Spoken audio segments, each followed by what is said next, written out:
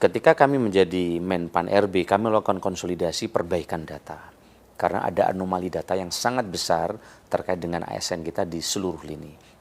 Alhamdulillah, anomali data yang besar tadi bisa kita selesaikan sudah 98% data kita sudah terkonsolidasi dengan baik. Sehingga kita bisa membuat perencanaan dalam 5-10 tahun ke depan mana yang negatif growth, zero growth, dan mana yang masih tumbuh. Nah ini sudah kita rencanakan terkait dengan rencana rekrutmen ASN ini. Nah, tapi yang paling penting dalam proses perencanaan ini ada dua prioritas yang ingin disegerakan, yaitu terkait dengan tenaga di pelayanan kesehatan dan yang kedua adalah tenaga di sektor pendidikan. Karena dua ini menjadi penting yang bersentuhan langsung dengan masyarakat. Nah, di tahun 2023 ini lebih dari 1.030.000 orang yang sudah kita usulkan ke Kementerian Keuangan. Tetapi masih ada beberapa kementerian lembaga dan pemerintah daerah yang kemarin belum mengusulkan. Nah, sedang kita minta lagi, kita beri afirmasi lagi untuk mereka segera mengusulkan. Nah, harapan kami formasi ini nanti bisa dioptimalkan oleh daerah. Komposisinya seperti apa? Karena di satu sisi ada non-ASN atau honorer yang mesti diberesin ini. Ya, karena ada undang-undang yang mendeadline sebenarnya untuk beresin ini. Nah, di satu sisi non-ASN ini mereka udah mengabdi lama. Ada yang 15, 20 tahun, dia belum diangkat jadi P3K. Padahal mereka telah berkontribusi. Nah, inilah yang jadi prioritas kami. Tapi kan jumlahnya mesti kita seleksi. Nah, di satu sisi ada fresh graduate. Nah, mereka ngeritik kami di medsos. Ini negara ini kalau tidak kan jadi negara honorer. Masa kami yang baru lulus, yang siap secara digital, nggak diberikan formasi, nggak direkrut. Nah inilah pilihan-pilihan yang mesti kami putuskan. Maka kami putuskan atas arahan Bapak Presiden dan banyaknya masukan kepada kami, di 2023 ini 80% adalah P3K. 80%. Salah satunya adalah memberikan afirmasi kewajiban yang sebelumnya belum ditunaikan oleh pemerintah, THK 1, THK 2, ada yang sudah lulus belum dapat formasi dan lain-lain. Ini ada PR sejak 2016. Jadi kami ini sebenarnya menyelesaikan beberapa PR yang sebelumnya belum sempat terselesaikan. Tapi insya Allah ini akan kita selesaikan ya di 2023. Terakhir nanti di 2024. Nah, tahun berikutnya terus nanti akan berkurang. Mungkin nanti yang P3K 70%, fresh graduate-nya 30%. Tentu yang fresh graduate nanti dengan kualifikasi yang sangat tinggi. Karena memang kita ingin merekrut ASN terpilih hari ini dan ke depan. Arahan Bapak Presiden, SDM ASN ini harus SDM pilihan.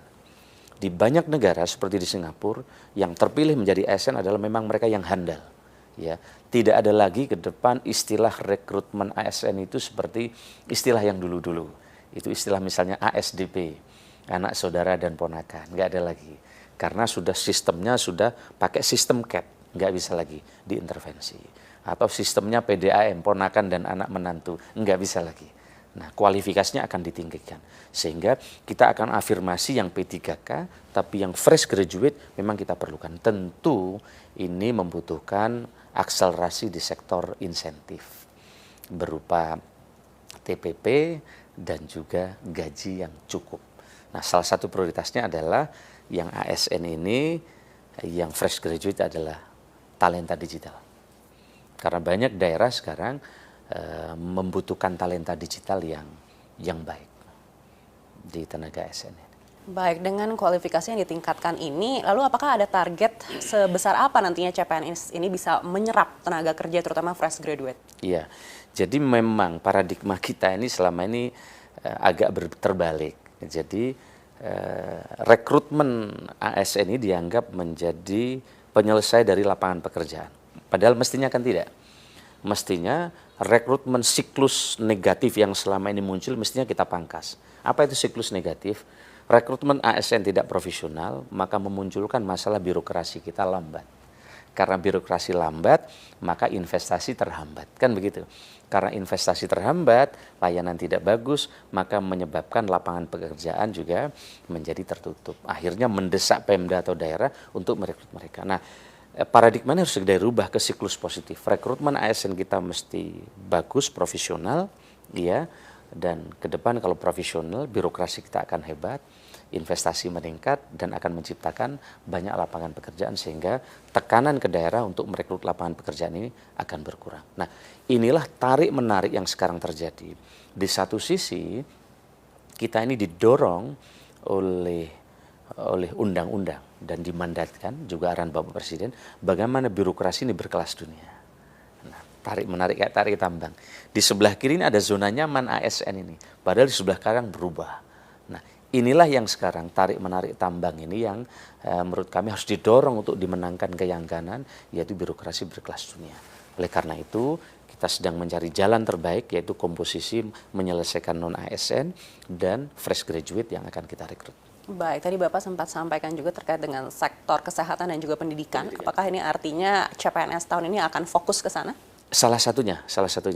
Karena kemarin kita misalnya siapkan formasi P3K itu 700.000. Tetapi yang mendaftar dari daerah yang memasukkan hanya 319.000. Yang lolos kurang lebih 250.000. Jadi masih banyak daerah belum memanfaatkan formasi ini. Begitu juga di sektor kesehatan. Pak Menkes sebagai instansi pembina beberapa kali menyampaikan keluhan kepada kami. Kan kami menyiapkan formasinya, teknisnya itu di instansi pembina. Kalau pendidikan di Dikbud, ya di pendidikan, kalau kesehatan di Kemenkes.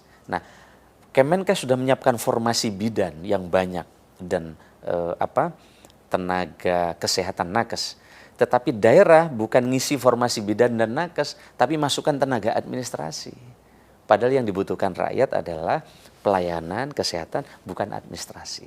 Inilah harapan saya ke depan teman-teman di daerah, para teman-teman kepala daerah, untuk memasukkan formasi seperti yang disiapkan oleh instansi pembina, sehingga kebutuhan rakyat tadi bisa segera teratasi. Nah, terkait dengan ini kan sebenarnya masalahnya bukan hanya soal kekurangan SDM. Teman-teman di luar Jawa, terutama di daerah NTT, Papua, Maluku, kami banyak sekali dengar bagaimana mereka kekurangan dokter, bagaimana mereka kekurangan nakes dan guru.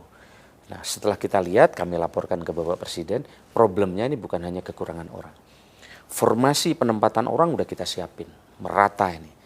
Bapak Presiden telah menyiapkan di Papua, NTT, Maluku. Nah, sayangnya setelah mereka diterima di situ dengan berbagai alasan lewat ABCD, mereka minta pindah ke kota. Lebih krusial lagi, mereka pada minta pindah ke Jawa. Ada dokter spesialis, ada dokter ABCD. Nah, kalau ini yang terjadi, berapapun formasi yang disiapkan di titik-titik terluar ini pasti tidak akan pernah cukup. Oleh karena itu, kita dengan BKN telah membuat ketentuan. Minimal 10 tahun mereka harus berada di situ baru bisa pindah. Tapi ini kan terus mendesak dengan atas nama A, B, C, D, orang tua, anak, sehingga menyebabkan dosen, guru ini kurang di luar. Nah, kita sedang membuat rumusan ini, terutama dengan Undang-Undang Kesehatan baru yang sangat futuristik. Arahan Presiden tertampung di situ dan Pak Menkes juga punya idealisme yang sama. Maka sedang disiapkan misalnya dokter atau bidan atau mereka yang tugas di pulau terluar ke depan, kepangkatannya naiknya akan lebih cepat dibanding di Jawa. Nah, ini tentu akan menjadi insentif baru dan ini sedang kita tata. Dan Undang-Undang Kesehatan sudah selesai, baru saja disahkan, dan itu luar biasa ke depan akan mendorong pemerataan dokter spesialis yang ada di Indonesia, karena tidak hanya berbasis kampus lahirnya dokter spesialis, tapi juga akan berbasis rumah sakit. Dan kalau ini paradigma dan program ini jalan, tentu akan ada pemerataan, termasuk memberikan insentif kenaikan pangkat lebih cepat, baik dari guru maupun dari tenaga kesehatan. Jadi ini beberapa skenario untuk mendorong pemerataan ini, Bapak Presiden menyiapkan skenario yang luar biasa, bukan hanya di PP, tetapi juga ini menjadi komitmen yang ada juga di undang-undang. Baik, Pak Suaranas, kita beralih ke hal lain yang juga menarik ini terkait dengan perpindahan ASN ke IKN. Kita menunggu